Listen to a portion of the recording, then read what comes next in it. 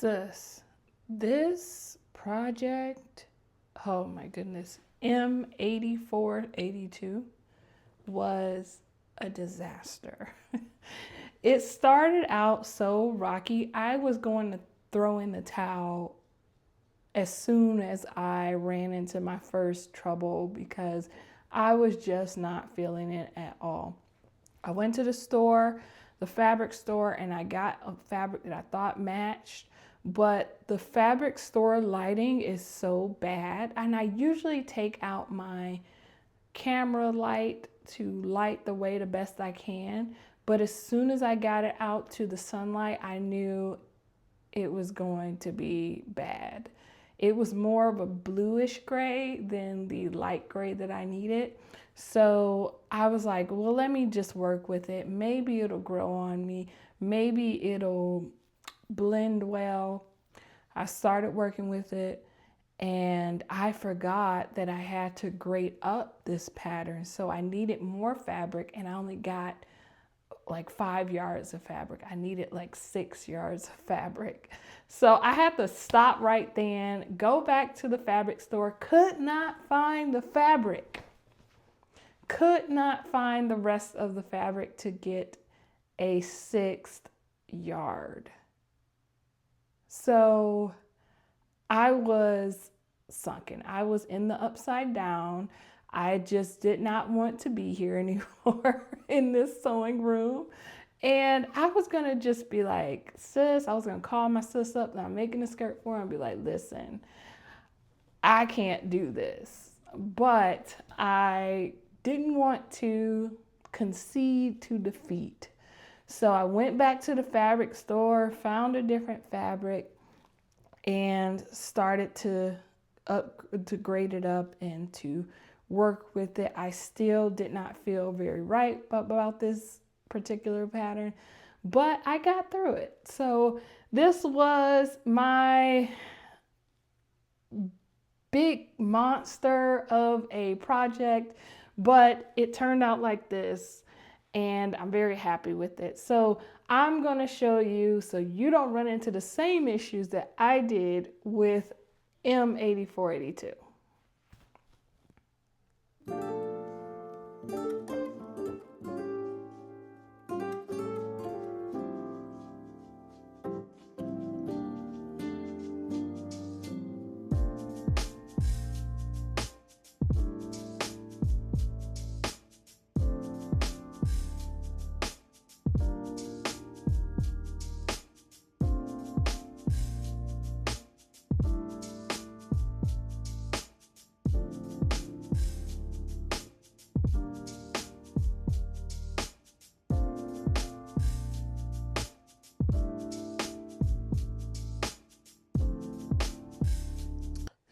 Greetings, sis. It's me, Sister Joanna Wade, and thank you for joining me here on Modestly Made. By no means am I a professional seamstress or a teacher, but I have learned a lot along the way that I would like to pass on to you in your sewing journey. So we're working with McCall's M8482 sewing pattern, and this is the plan going forward. First, we're only working with the skirt. This particular pattern has a shirt and a skirt, but we're only going to do the skirt because my client already has a shirt that she's trying to match a skirt with. If I was to ever do the shirt, there is some modest adjustments that I would have to make it more modest. So we're just working with the skirt, which is a full length to the ankle skirt. So we don't have any issues with modesty there. Next, we need to upgrade or grade up this pattern. So the pattern goes to a size 20. I need to grade it up a little bit for my client. So I'm going to grade up 3 sizes. As for the seams, I am going to serge my seams as I go along. So sometimes we have a pre-serge items, we have post-serge items. We're just going to serge throughout the whole dressmaking or skirt making. So if you see me clip off and serge it, I will not show on video, my serging process. I've covered that in a few videos prior to this. So if you wanted to know about serging and what that looks like, you just visit the video somewhere here on the screen and you can see me actually serge. But in this particular video, I'm not going to show you that serging process. We're also going to serge the hem. So I'm going to serge around the hem, and then I'm going to do one fold and then sew all that down to complete the hemline. This particular skirt, the fabric of it is very lightweight and it's a little thin. So what I'm going to do is I'm going to put a lining underneath it after I complete the skirt itself. I'm not going to do it before and cut the lining pieces out along with my top fabric. I'm just going to make a liner and sew it when I get to the waistline casing. Next, let's talk about our materials. The first thing that you need is the fabric. So the pattern calls for a lightweight, non-stretch fabric. So for this particular skirt, I've chosen a poly cotton blend with a light texture, but very lightweight, so that I can put the lining underneath it and it won't drag the skirt down. You also don't want to use a stretch when it calls for a non-stretch fabric, because that also, the amount of fabric that you use is more, so therefore it'll drag the skirt down. For the thread, I'm going to use a light gray thread that matches the light gray fabric. I want everything to blend in and be cohesive throughout the whole garment. You'll also need a 1/2 inch elastic tape for the waistband casing. You're going to need quite a bit. So how you determine how much you would need, you're going to measure your model's waist and then subtract 4 inches from that final piece, and that is the amount of elastic that you need. You're going to need scissors. I use my regular fabric scissors. I also have a pair that I use for paper. I have a pair that I use for thread. So make sure your scissors are present, however many you have. For this one, you'll need a lot of pins. The reason is because you're going to have to pin your gather pretty closely around the whole body. So you need a lot more pins than usual. So make sure you have your short pins and your long pins. I have 2 different sizes if you don't know that. I have my short pins for my patterns, for my pattern pieces to attach them to the fabric. I like them short there. And then for my actual fabric, when I'm piecing the pieces together, I use my long pins because I can iron on top of those. They are ceramic. So whatever fits you best. You can also use clips. You'll need your iron. You'll also need, of course, your sewing machine and your serger machine. But if you don't have a serger machine, you can always use a zigzag stitch. So it's time for us to prepare. The first thing that you want to do is lay out your pattern pieces as stated in the instructions to the best of your ability. Now, don't forget that we are grading up this pattern. So not only do you need more fabric, you also need to adjust your pieces so that there's room on the bottom of your piece and there's room on the top of your piece, if it requires room on the top. So when you're looking at the patterns, you will see the size lines. If they're just on the bottom or just on the top, you only have to grade those 2 on the top or on the bottom. But if they're on both sides, what you need to do is make sure that there's sufficient fabric blank fabric below each side where you're grading. Now, as we are grading our pattern pieces, there's a couple things to remember. When you grade up a size, just measure the distance between the size lines. So if you have one piece, you're going to see the size lines. Take out your ruler and measure the distance between each. And all you do is continue that measurement from the edge of the piece. Say the lines are 3/8 inch apart and you're going up 2 sizes. you would just multiply 3/8 inch by 2 and you will get 0.75 inch or 3/4 inch if that's easier to recognize. And you'll tack that onto the edge of your piece. So if you have to do it on this side, you'll have to do it on that side if there's lines. If there's not lines, you just have to do it on one side. So when you're pinning your fabric, make sure there's sufficient space at each edge if you need each edge. That might take up more fabric and you might not be able to put your pieces down the way that the instructions tell you to put them down. Don't be afraid of that. Just do the best you can in maximizing your fabric. Okay, so now that we braided our fabric, we've cut it out. You're going to notice that the notches, some of the notches are at a certain distance per size and some of them are not. If they're not, you just notch where they tell you to notch on the pattern piece. Nothing's changed, but in some of them, the notches, where the notches are depends on what size you're working with. So now you're going to have to measure the distance, and what I did was measure it from the edge of the piece to where the notch is, and that way my new edge, I can just measure from the new edge to that same length and mark my notch there.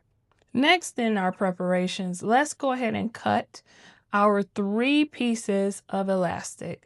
Remember, measure the waist of your model and then subtract 4 inches from that, and that's where you would cut, leaving an inch though for your binding of the elastic. And lastly, number your fabric for this one. I don't usually do that in many of my garments that I make. I don't number them. I just leave the pattern piece attached to the fabric. But in this case, it is beneficial to just go ahead and number the patterns so that you can revisit them later, because these are tiers, so it's a lot of pieces, and you're going to have to do the tiers on the front of the skirt and the back of the skirt. So it's best to not mix them up because they all kind of look the same in tiers. Squares can get confusing. So go ahead and just put the number of each piece on there. You don't have to mark anything else. The great thing about this skirt is that there's not any darts that you need. Well, there's a couple dots, but it's not very many of them that you need to transfer over to the fabric. Just the notches are the most important things there.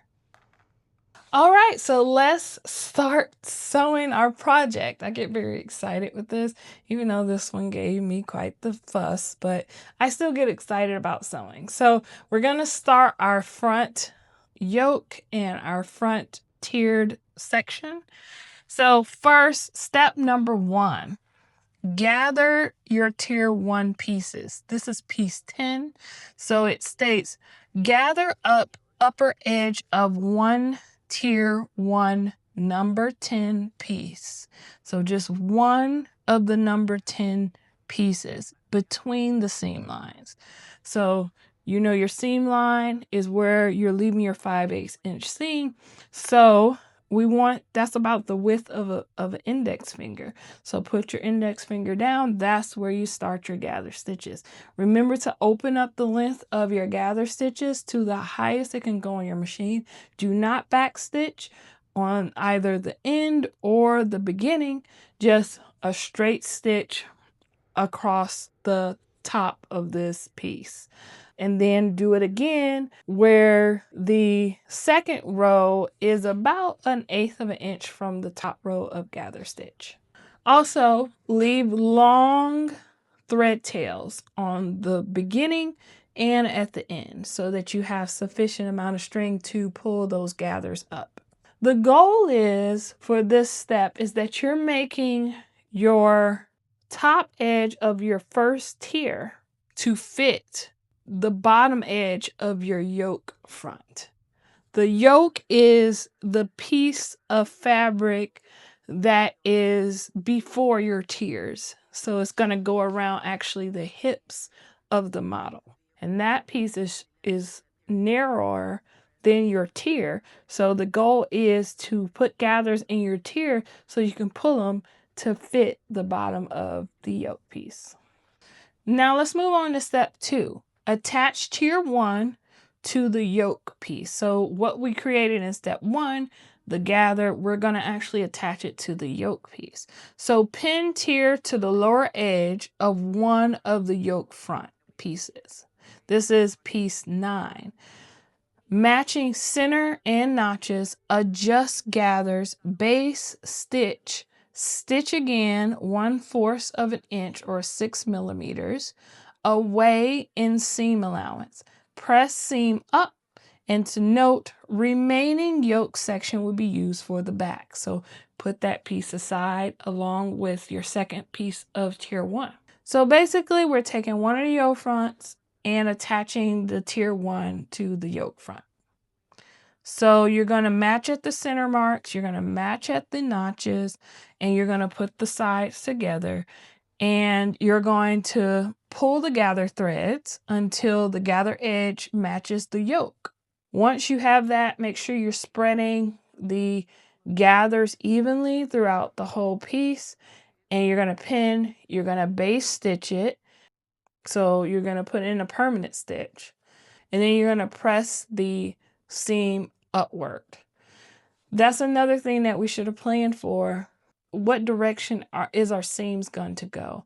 I always default to seams to the back when they're side seams, seams to the back of the skirt, so that I don't even have to plan for that. It's just a part of my process. For the skirt tiers, we want to press them up because the instructions tell us to do so.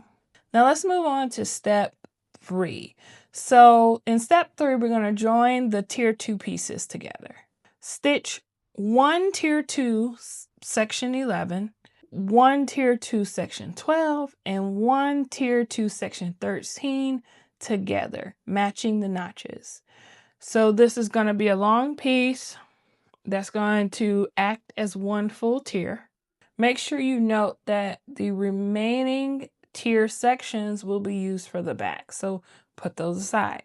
We're working with piece 11, 12, and 13. So sew them together by matching the notches so you know what end goes with what end. But you're doing it in order, 11, 12, 13. After you sew 11, 12, and 13, it becomes one long piece, and then you're going to press the seams. And I'm going to serge the seams. So let's press and let's serge. The goal here is to create one long lower skirt tier. Step 4, gather tier 2. Gather upper edge of tier 2 between the seams and the seam lines as shown. First, sew the 2 rows of gather stitches along the top edge of the long tier 2 strip. Gather only between the seam lines, markings as shown in the instructions.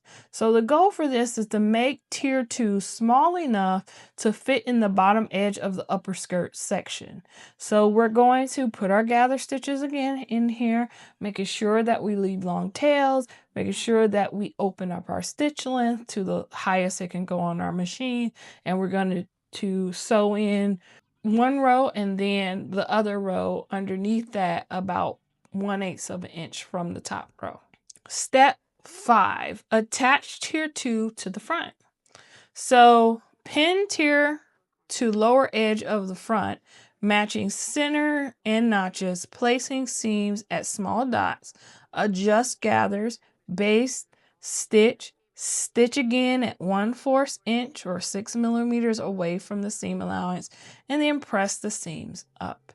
We're also going to serge there. So we're going to take the upper skirt section from step 2, and then we're going to take the gathered tier 2 section from step 4. So that long strip, we're going to take that and we're going to attach it to the bottom of the skirt the skirt with the yoke that we created in step 2. And we're going to pin them and stitch them as we did before. Make sure you match the centers, the notches, and the small dot. Then we're going to pull up the threads until it fits. Make sure you distribute those threads evenly, and you pin, and then you base stitch, and then you stitch, permanent stitch and then you press them upwards. Step 6, join tier 3 pieces. Stitch 1 tier 3, that's piece 14, to tier 3 piece 15 to tier 3 piece 16 sections together, matching at the notches. Remaining tier sections will be used for the back, so put away the rest of them, but those are the pieces that we need, piece 14, 15, and 16. We're going to sew them together like we did in 11, 12, and 13. So we're going to do the exact same thing with 14 through 16, sew them together, matching at the notches. And after sewing, you have a long strip of tier 3. And we're going to put that aside. We're going to press those seams out, and we're going to serge them.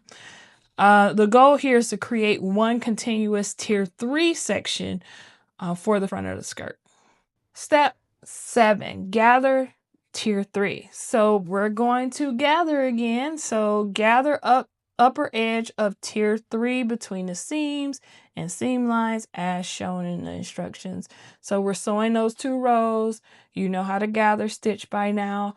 So put in the 2 rows, and then we're going to attach at step 8. We're going to attach tier 3 to the front. So pin tier to lower edge of the front, matching the center notches and seams. Adjust gathers, base, stitch again 1/4 of an inch away in the seam allowance, and then press seams up. So we're just keep adding tiers. We keep gathering, keep adding tiers. Step 9 is join tier 4 pieces. It reads stitch 1 tier 4 pieces 18, tier 4 piece 19, tier 4 piece 20 together, matching the notches, just like we did 11 through 13, 14 through 16. We're now working on 18 through 20. You're going to sew them together, making sure you're matching the notches, and that's going to become one long tier 4 strip. This is the last tier, I promise. But then we're moving on to step 10. So step 10 is gather the tier 4. So we're on 4, putting your gather stitches at the top edge of piece tier 4. It's one long piece now. Gather it up, attach it to tier 3 at the bottom of tier 3, matching those sides, matching the middle, and matching the notches. Pull up your gather stitches, base stitch, then permanent stitch, and then press. So now you're done with the front of your skirt. All the tiers are in place. You can now take this time to clean up your seams, whether you're going to serge your seam allowance or you're going to zigzag stitch your seam allowance. Just clean up everything nice and neat. Make sure you press everything that needs to be pressed. This fabric itself is very prone to wrinkles, so I had to do a lot of pressing throughout the whole project. So we are complete with the front of the skirt. So put that aside and do the exact same thing to make the back. This is step 12, making the back. You just follow steps 1 through 11 to the T for the back of the skirt. Step 13, we're going to now take our front piece and our back piece, and we're going to sew them together. So lay your front piece with the right size face up. Lay your back piece on top of the front piece with your right size face down. You're going to sew at the sides all the way down to the bottom of the skirt. And then we're going to serge our seams as we always do. Now, this is where I'm going to create and add my lining, because at this point, I realized that I should probably put a lining in this skirt because the fabric is kind of thin. It's a little opaque, so I don't want to violate the modesty of my model. So I'm going to put a half slip inside this skirt. So the first thing I'm going to do is measure the skirt at its longest. Tier 2 is where I am measuring the longest section of that tier. This is going to be my waist size because I'm going to gather this lining to fit the waist of this garment. So I know like at that tier, it's as far as it's going to go. So it's not to restrict the model while she's wearing the skirt. If I measured it to the waist of the model, her silhouette would be in that lining all the way down, and her waist is smaller than her hips, so it'll be hard to get into the skirt and to feel comfortable in the skirt. Now I'm doing a new technique with this, something I've never tried before, but I have seen it in other garments and I wanted to give it a try. So instead of affixing it so that it's laying flat inside, what I've done is I've sewn it to the waistline in the opposite direction. So instead of it being, if you're looking down the skirt, instead of it being attached on the inside, I attached it on the outside so that I can pull it in and make this really neat effect that covers the whole, like when you're looking down into it, you don't see the seams and you don't see the waist seam as well. So this is how I decided to do it. It turned out really nice. I'm probably going to use that a lot in my sewing going forward.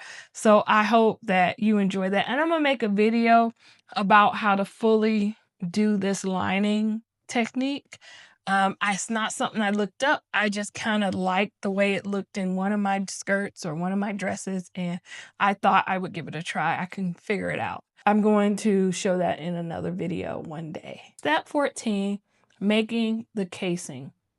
Step 14 reads, stitch casing, piece 17 section, together at the sides, leaving open between small dots as shown in the directions. So you're taking the casing piece 17 and you're sewing the edges together, but you're not going to sew all the way down the edge. You're going to stop at the dots on each side to leave an opening there so that the elastic can be slipped into the casing. Step 15 is folding the casing. So with the wrong size together, fold casing in half lengthwise. Then you press it and pin the raw edges together. So with the wrong size together, fold the casing in half lengthwise, press that fold, and then pin the raw edges together to make the casing itself. And you'll see on the front of the casing, you're going to see where we put the elastic. On the back, you're going to see it completely closed, or vice versa. If you want to insert the elastic on the inside, which you can, we're going to slip stitch that close anyways in a later step, but I did it on the outside just so I can show you better. So in step 16, we're going to attach the casing to the skirt. So it asks you to pin casing to the upper edge of the skirt, matching the centers and seams. Then you're going to stitch it, and then you're going to stitch it again 1/4 of an inch away from the seam allowance. Trim close to the stitching, and then press the seam towards the skirt. Stitching, and then you're going to do a second row. So you're going to do 2 rows of stitching. They do this on the waist because it needs to be very strong, because you're putting elastic in the waistband. So there's going to be a lot of stretching of the waistband. So you got to make sure you reinforce those stitches. You can also use a double needle and stitch that way too. Same effect. You can use a zigzag stitch if you want to. Those are really strong stitches as well. They just want you to reinforce the stitch in the waistband the way that you would like it seen in the waistband. Step 17, stitching the casing. So we have to put our 3 elastic tape pieces inside this casing, but we're going to do it in a very particular way. So it's calls for us to stitch casing along the stitching lines. The stitching lines are on your pattern piece. They are 5/8 inch apart. So instead of drawing it on my pattern piece, because I would have drawn it on the inside of the casing anyway, so I just decided not to put it on or draw it on the fabric at all. So what I did instead is I measured how far apart the stitch lines are, and they're 5/8 inch apart. So then I measured the casing 5/8 inch apart, and I just sewed it freehand 5/8 inch from each stitch. You're only putting in 2 stitches. So I did have to mark the bed of my sewing machine for that second stitch, and you'll see why. But I was able to stitch 2 stitches 5/8 inch away from each other throughout the whole casing. So that's an easy way to do it. If you need the help of knowing that the line is there for you to stitch, by all means, draw those lines on the casing. No shame in your game. You will learn how to do it freehand eventually as you keep sewing, and as you keep learning, it'll just come natural to you and you'll be able to get those straight stitches out there. So by all means, draw your lines on your casing if you need to. Step 18, insert the elastic. So it reads, cut 3 pieces of elastic, the measurement of the waist plus 1 inch. Insert elastic through the openings, lap ends, hold with safety pin. Try on, adjust if necessary, stitch ends of the elastic securely. So in the instructions, it doesn't really tell you if they're talking about the waist of yourself or the model or the waist of the garment. So I chose the more logical one, the waist of my model, to base my cuttings on. So the rule is, like mentioned before, that you want to take off 2 to 4 inches from the elastic that you need. So 2 to 4 inches from the measurement. It could be your wrist, it can be your ankles, it could be your waist. Wherever you're placing this elastic, measure that and take off 2 to 4 inches. I go with 4 inches. I like a snug fit. Most people do. So I just use the 4-inch rule. And then add 1 inch back. So the 1 inch is just the overlapping. So you're going to overlap the ends. You're going to sew a square, rectangle, whatever, all around the edge, maybe even through the center to secure that elastic. But to put it in there, put it in the casing, you're going to get a safety pin, a nice durable one. You're going to pin the end, and then you're going to use the safety pin to slide through your channels on your casing and all the way to the end. And then you're going to take that same safety pin and pin both ends together so that it doesn't slip back into the casing. And you're going to do that for all 3 elastic tape sections. Step 19, close the opening. So you have your elastic in place. Now we have to close the opening. So it says to slip stitch opening edge together. So you're going to hand sew. So go ahead and thread your hand needle, and I'm going to show you in this video how to slip stitch. So basically, you want to keep the stitch open while you're slip stitching. You don't want to pull the stitch all the way. Just keep it open a bit. Go ahead and take your ends, and you're going to put a stitch in one side and then go to the other side. The other side, the other side, other side, other side. But you're not pulling it tight until you get to the very end, and then you're going to pull it tight, and it's really cool effect. It just closes the whole stitch up, and then you can knot it, and you're done. You're done with your slip stitch. It comes out very nice and uniform. It looks like you stitched it, and you just get good at it as you practice. I don't do a whole lot of slip stitching, so I'm not 100% great at it, but I mean, it gets the job done. I'm okay.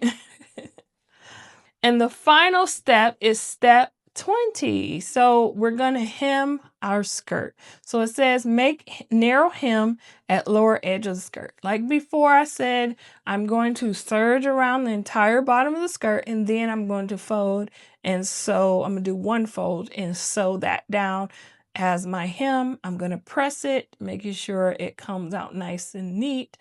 and I am done. So you're folding up about 1/4 of an inch. You could press. If you want to do a rolled hem, you can do that too. So you'll fold up 1/4 of an inch, press, and then fold another 1/4 of an inch and press, and then go ahead and stitch it closed. And now we are finished with our entire garment. Like I said, this garment was not rainbows and unicorns. It was a tough garment for me to construct, but I got through it. I am done with it. I will not be using this skirt in my collection or anything close to it. I am going to go in a different direction, more sleek, more streamlined, but it was a nice thing to know and to learn and to finish. I finally finished it. Thank you. Well, I hoped you enjoyed that video. I certainly enjoyed making the video, and I hope you learned something from it. I certainly learned a lot from this project, the things that I like, the things that I don't like, but the point was that I finished it. I was not going to give up, and you shouldn't either. So if you run into a tough project, just keep at it. Just keep at it, finish it out, so then you know how to work with this particular project in the future. But if you have anything you want me to cover, feel free to comment. But don't forget to like, subscribe, and share. And also, we have lives on Thursday night at 7 p.m. Please come and join us and fellowship with us. There's a bunch of sisters on there who ask questions to each other, ask questions to me, and we just sew together. So if that's something you want to be a part of, don't forget to turn on your notification bell so you know when we go live. You can get me at my socials at Modestly Made with Sister Wade on Instagram and at Modestly Made with Sis Wade on TikTok. But it's been lovely talking with you. I'll see you in another video. Peace be.